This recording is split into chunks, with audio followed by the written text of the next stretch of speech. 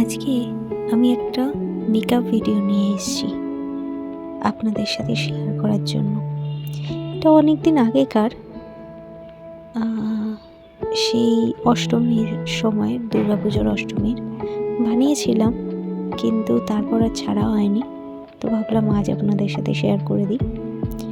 প্রথমে আমি একটা ময়শ্চারাইজার আর তার উপর থেকে একটা সানস্ক্রিন ইউজ করেছি, কারণ যেহেতু সকালবেলা আমি অষ্টমীর পুজো দিতে যাচ্ছিলাম, তো সেই কারণে।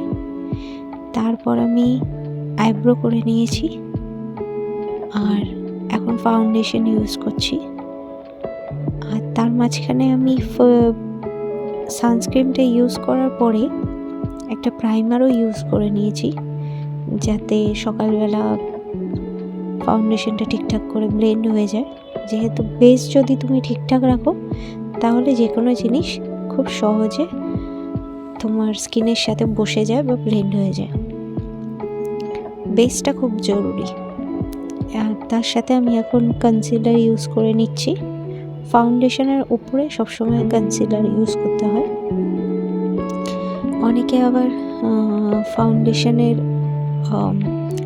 আগে কনসিলারটা ইউজ করে, বাট আমার এটাই ঠিকঠাক মনে হয়।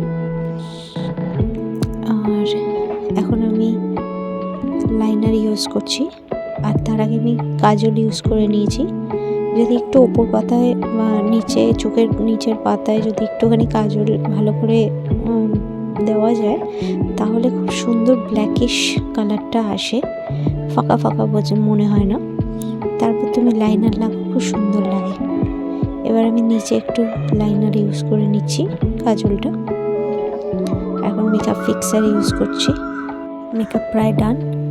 এবার একটা মাস্কারা, আর তার সাথে সাথে একটুখানি পাউডার পাফ করে নিচ্ছি সেট করার জন্য।